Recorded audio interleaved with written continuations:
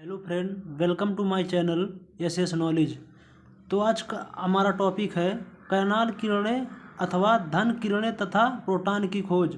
इसके पहले हम लोगों ने देखा था कि परमाणु की मूल संकल्पना और उसके बाद कैथोड किरणें के गुण, उसके बाद इलेक्ट्रॉन की खोज और इलेक्ट्रॉन की विशेषताएं। इतना हम लोगों ने कल के लेक्चर में डिस्कस कर लिया था। और आज का हमारा टॉपिक है कैनाल किरणें अथवा धन किरणें तथा प्रोटॉन की खोज। तो आइए हम लोग देखते हैं कि कैनाल किरणें क्या हैं। सन 1886 ईस्वी में वैज्ञानिक गोल्डस्टीन ने ज्ञात किया कि जब छिद्रित कैथोड लगी हुई विसर्जन नली में अल्प दाब तथा उच्च विभवांतर पर गैसों में विद्युत विसर्जन किया जाता है तो एनोड से मिलकर किरणें कैथोड के छिद्रों से होती हुई कैथोड के पीछे हरे रंग की प्रतिदीप्त उत्पन्न करती है, क्योंकि ये किरणें कैथोड के छिद्रों से बाहर हैं। इसलिए गोल्डस्टीन ने इन किरणों को कैनाल किरणें तथा एनोड से उत्पन्न हुई होने के कारण का थॉमसन ने इन्हें धन किरणें कहा।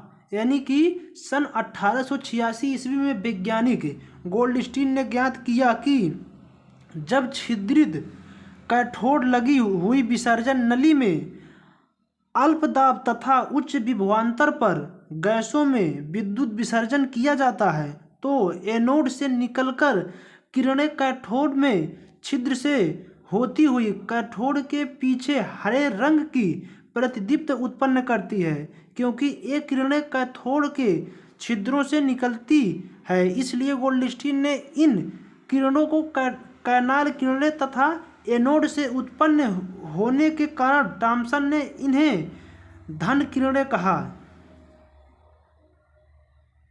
आइए अब आगे हम लोग देखते हैं कैनाल किरणें के गुण। तो यहाँ पर आप लोग देख सकते हैं कि कैनाल किरणों के गुण।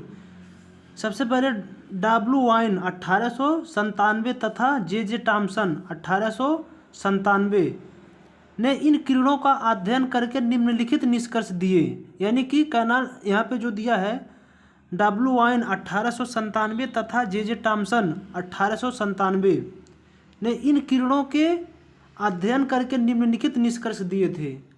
तो सबसे पहला निष्कर्ष यह था कि कैनाल किरणों के मार्ग में कोई धातु रख देने पर उस धातु की छाया सामने वाली दीवार पर पड़ती है। इससे सिद्ध होता है कि कैनाल किरणें एक सीधी रेखा में चली जाती है। यानी कि जो एक कैनाल किरणें हैं इसके मार्ग में कोई धातु रखने पर उसकी छाया जो है सामने वाली दीवार पर पड़ती है। इससे यह सिद्ध होता है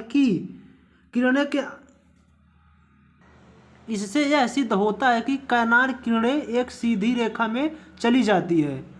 और दूसरा हम लोग देखते हैं कैनाल किरणें के मार्ग में हल्की फायदेदार वस्तु रखने पर वह घूमने लगती है। इससे यह सिद्ध होता है कि ये किरणें सूक्ष्म कणों से मिलकर बनी है। और तीसरा, ये किरणें विद्युत क्षेत्र से गुजरने पर ऋण प्लेट की ओर मुड़ जाती हैं। इससे यह सिद्ध होता है कि ये किरणें धन आवेशित कणों से मिलकर बनी है। और चौथा, ये किरणें फोटोग्राफिक प्लेट को प्रभावित करती हैं। और पांचवा, इनकी भेदना सक्षम कैथोड किरणें की तुलना में कम होती हैं। और छठवां पॉइंट हो जाएगा, ये किरणें प्रतिदीप्ति और उत्पन्न करती हैं। यानी कि छठवां पॉइंट, यह किरणें प्रतिदीप्ति उत्पन्न करती हैं। और सातवां, ये किरणें गैस को आयनित कर देती हैं। आगे हम लोग देखते हैं प्रोटॉन की खोज। ये हो गया हम लोग का अगला पॉइंट, प्रोटॉन की खोज। प्रोटॉन की खोज सन 1919 ईस्वी में वैज्ञानिक रदरफोर्ड ने इन किरणों का अध्ययन करके प्रोटॉन की खोज की। यानी कि 1919 ईस्वी में वैज्ञानिक रदरफोर्ड ने इन किरणों का अध्ययन करके प्रोटॉन की खोज की तथा नाइट्रोजन तत्व पर अल्फा कणों को प्रभावित करके प्रोटॉन प्राप्त किया। सन 1919 ईस्वी में वैज्ञानिक रदरफोर्ड ने इन किरणों का अध्ययन करके प्रोटॉन की खोज की तथा नाइट्रोजन तत्व पर अल्फा कणों को प्रभावित करके प्रोटॉन प्राप्त किया। आगे हम लोग देखते हैं प्रोटॉन की विशेषताएं। अब आगे हम लोग देखते हैं प्रोटॉन की विशेषताएं। प्रोटॉन की विशेषताएं का पहला पॉइंट हो जाएगा, प्रोटॉन परमाणु का धन आवेशित मौलिक कण है। इन पर इकाई धन आवेश होता है जिसका मान प्लस 1.6 × 10⁻19 कूलाम होता है। यानी कि परमाणु प्रोटॉन का धन आवेशित मौलिक कण है। इस पर इकाई धन आवेश होता है जिसका मान 1.6 × 10⁻19 कूलाम होता है। और दूसरा पॉइंट, प्रोटॉन का द्रव्यमान हाइड्रोजन परमाणु के द्रव्यमान के लगभग बराबर होता है जिसका मान 1.6726 × 10⁻24 ग्राम होता है। यानी कि प्रोटॉन का द्रव्यमान हाइड्रोजन परमाणु के द्रव्यमान के लगभग बराबर होता है जिसका मान 1.6726 × 10⁻24 ग्राम होता है। और तीसरा पॉइंट, प्रोटॉन की त्रिज्या लगभग 10⁻13 सेंटीमीटर होती है। यानी कि प्रोटॉन की त्रिज्या जो होती है वह लगभग 10⁻13 सेंटीमीटर होता है।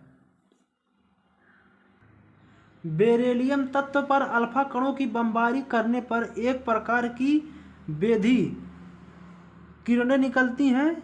वैज्ञानिक जे चैडविक 1932 ईस्वी में इन किरणों की प्रकृति का अध्ययन किया और यह निष्कर्ष निकाला कि यह किरणें अति सूक्ष्म विद्युत उदासीन कणों से मिलकर बनी हैं जिसका द्रव्यमान 1.0086 होता है जो कि हाइड्रोजन परमाणु के द्रव्यमान के लगभग बराबर है। इन कणों को न्यूट्रॉन कहते हैं। न्यूट्रॉन की प्रतीक 0n⁻1 है। बेरिलियम तत्व के न्यूट्रॉनों की उत्पत्ति को निम्नलिखित नाभिकीय समीकरण द्वारा प्रदर्शित किया जाता है। यानी कि बेरिलियम तत्व जो है, बेरिलियम तत्व एक अल्फा कणों की बमबारी करने पर एक प्रकार की बेधी किरणें निकालती हैं। वैज्ञानिक जे चैडविक 1932 ईस्वी में इन किरणों की प्रकृति का अध्ययन किया और यह निष्कर्ष निकाला कि ये किरणें अति सूक्ष्म विद्युत उदासीन कणों से मिलकर बनी हैं जिसका द्रव्यमान 1.0086 होता है जो कि हाइड्रोजन परमाणु के द्रव्यमान के लगभग बराबर है। इन कणों को न्यूट्रॉन कहते हैं। न्यूट्रॉन का प्रतीक 0n⁻1 है। बेरिलियम तत्व के न्यूट्रॉन की उत्पत्ति को निम्नलिखित नाभिकीय समीकरण द्वारा प्रदर्शित किया जाता है।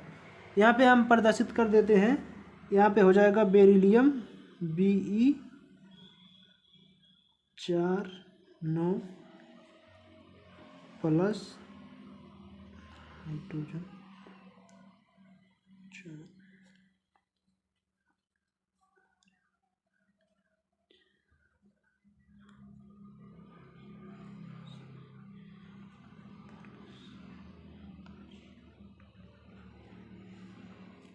ये हो जाएगा न्यूट्रॉन।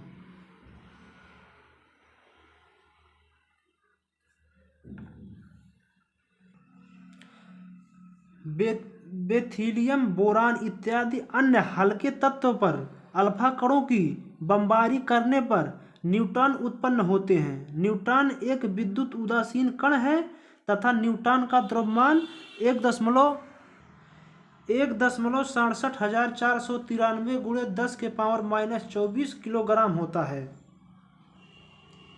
यानी कि जो बेरिलियम बोरान, बेथीलियम बोरान इत्यादि अन्य हल्के तत्व पर ऐसे कणों की बमबारी करने पर न्यूट्रॉन उत्पन्न होते हैं। न्यूट्रॉन एक विद्युत उदासीन कण है तथा न्यूट्रॉन का द्रव्यमान 1,67,493 गुणे 10⁻⁻24 किलोग्राम होता है। तो आज के लिए इतना ही। और अगले लेक्चर में हम लोग देखेंगे परमाणु नाभिकी का खोज। तो जाते जाते आप लोगों से रिक्वेस्ट है कि चैनल को सब्सक्राइब जरूर कर लीजिएगा ताकि आने वाला वीडियो आपके पास सबसे पहले पहुंचे।